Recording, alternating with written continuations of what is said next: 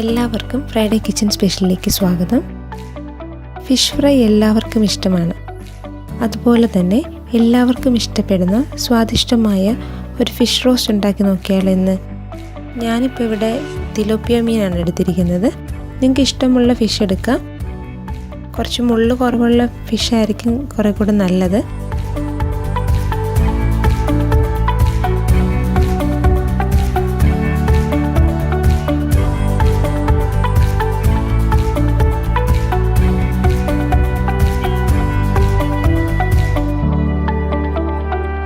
ഇതിപ്പോൾ നന്നായി കഴുകി വൃത്തിയാക്കിയ തിലോപ്പിയ ഫിഷാണിത്. ഇനി നമുക്കിതൊന്ന് വറുത്തെടുക്കണം ആദ്യം. അതിനായിട്ട് ഒരു 1/4 ടീസ്പൂൺ മഞ്ഞൾപ്പൊടി, 1 ടീസ്പൂൺ മുളക് പൊടി, 1/2 ടീസ്പൂൺ കുരുമുളക് പൊടി, ആവശ്യത്തിന് ഉപ്പ്, 2 ടീസ്പൂൺ നാരങ്ങ നീരോട് ചേർത്ത് നമുക്ക് ഈ പൊടികളൊന്ന് മിക്സ് ചെയ്ത ശേഷം മീനിൽ തേച്ച് പിടിപ്പിക്കാം.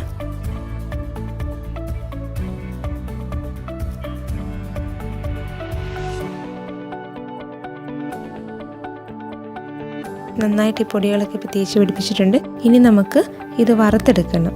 അതിനായിട്ടൊരു പാനിലേക്ക് എണ്ണ ഒഴിച്ചു കൊടുക്കാം. എണ്ണ ചൂടായി വരുമ്പോൾ നമുക്ക് മീൻ ചേർത്ത് വറുത്തെടുക്കാം. നല്ല ഡീപ്പ് ഫ്രൈ ആകേണ്ട ആവശ്യമില്ല. ഒരു 1/4 ഭാഗത്തോളം ഫ്രൈ ആയി കിട്ടിയാൽ മതി. മീൻ ഫ്രൈ ആയി വന്നിട്ടുണ്ട്. ഇനി നമുക്കിതൊരു പാത്രത്തിലേക്ക് മാറ്റാം. ഇനി ഈ സെയിം പാനിൽ തന്നെയാണ് ഗ്രേവി തയ്യാറാക്കുന്നത്. ഞാൻ ഈ മീൻ വറുത്ത എണ്ണ തന്നെയാണ് ഉപയോഗിക്കുന്നത്. 1 ടേബിൾ സ്പൂൺ എണ്ണ മതിയാവും. എണ്ണ ചൂടാകുമ്പോൾ അതിലേക്ക് നമുക്കൊരു 1/4 ടീസ്പൂൺ ഉലുവ ചേർത്ത് കൊടുക്കാം. ഉലുവ പൊട്ടിക്കഴിയുമ്പോൾ ഇഞ്ചി വെളുത്തുള്ളി കൂടി ചേർക്കാം.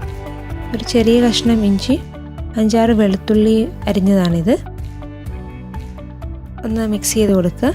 ഇനി ഇതിലേക്ക് ചെറിയ ഉള്ളി ചേർത്ത് കൊടുക്കാം. ചെറിയ ഉള്ളി വേണമെന്ന് നിർബന്ധമില്ല, നമുക്ക് സവോള ആയാലും ചേർക്കാം. പക്ഷെ ചെറിയ ഉള്ളിയാണ് ടേസ്റ്റ് കൂടുതൽ കിട്ടുന്നത്. 1 കപ്പ് ചെറിയ ഉള്ളി അരിഞ്ഞതാണിത്. അതോട് ചേർത്ത് നന്നായിട്ട് വഴറ്റിയെടുക്കുക. കുറച്ച് കറിവേപ്പില കൂടി ചേർക്കാം.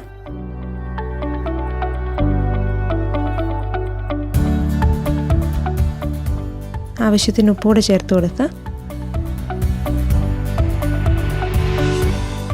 ഉള്ളി ഒത്തിരി വരേണ്ട ആവശ്യമില്ല. ഒരു പകുതിയോളം വഴണ്ട് കിട്ടിയാൽ മതി നമുക്ക്. ഇനി നമ്മൾ ഇതിലേക്ക് ഒരു മീഡിയം സൈസ് തക്കാളി ചെറുതായി അരിഞ്ഞുകൂടി ചേർക്കാം. തക്കാളി ഒന്ന് വേകുന്നതാണ് അതിൻ്റെ പാകം. നന്നായി ഇളക്കി കൊടുത്തോണ്ടിരിക്കുക. ഇപ്പോൾ തക്കാളി വെന്തിട്ടുണ്ട്. ഇനി നമുക്കിതിലേക്ക് പൊടികൾ ചേർക്കാം. അതിനായിട്ട് ഒരു 1/4 ടീസ്പൂൺ മഞ്ഞൾപ്പൊടി, 1 ടീസ്പൂൺ മല്ലിപ്പൊടി,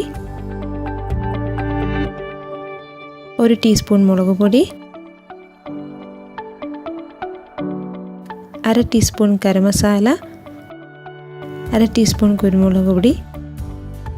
ഇവയെല്ലാം കൂടി ചേർത്ത് നന്നായിട്ട് നമുക്ക് മിക്സ് ചെയ്താൽ പൊടികളുടെ പച്ചമണം മാറുന്നതിന് വരെ നന്നായി ഇളക്കി കൊടുക്കുക. പൊടികളുടെ പച്ചമണമൊക്കെ മാറി നന്നായി ഇത് മൂത്ത് വന്നിട്ടുണ്ട്. ഇനി നമുക്ക് തീ ഓഫ് ചെയ്തിട്ട് ഇതൊന്ന് തണുക്കാൻ വെക്കുക. അതിനുശേഷം നമുക്കിത് അരച്ചെടുക്കണം. ഇനി ഈ പാനിൽ തന്നെ നമുക്ക് കുറച്ചുകൂടി എണ്ണ ഒഴിച്ച ശേഷം ചൂടാകുമ്പോൾ ഒരു 1/2 ടീസ്പൂൺ കടുക് ചേർത്ത് കൊടുക്കുക. കടുക് പൊട്ടി കഴിയുമ്പോൾ നമുക്ക് കുറച്ച് കറിവേപ്പിലയും പച്ചമുളകും കൂടി ചേർത്തൊന്ന് ഇളക്കി കൊടുക്കുക. ഇനി ഇതിലേക്ക് ഒരു ചെറിയ തക്കാളി മതിയാവും. ചെറുതായി അരിഞ്ഞതും കൂടി ചേർക്കാം. മിക്സ് ചെയ്ത് കൊടുക്കുക. ഇനി നമ്മളിതിലേക്ക് അരച്ചു വെച്ചിരിക്കുന്ന അരപ്പ് ചേർക്കണം. ഈ അരപ്പ് കൂടെ ചേർത്ത് നന്നായിട്ടൊന്ന് മിക്സ് ചെയ്ത് കൊടുക്കുക.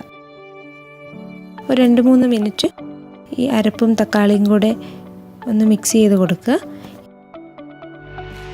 ഇനി നമ്മളിതിലേക്ക് കുറച്ച് കാഷ്യൂനട്ട് അരച്ചത് ചേർക്കണം. ഒത്തിരിയൊന്നും വേണ്ട, ഒരു 5-6 കാഷ്യൂനട്ട് ശകലം വെള്ളം ചേർത്ത് അരച്ചതാണിത്. അതുകൂടെ ചേർത്ത് നന്നായിട്ട് ഒന്ന് മിക്സ് ചെയ്യാം.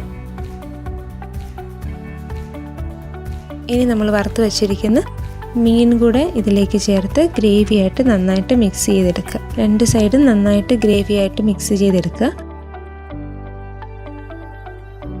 ഇനി ഇതിലേക്ക് ഒരു 1/4 കപ്പ് വെള്ളം ചേർത്ത് ഒരു 10 മിനിറ്റോളം നമുക്കിത് വേവിച്ചെടുക്കാം. തിരിച്ചും മറിച്ചും ഇട്ട് വേവിക്കണം 2 സൈഡും.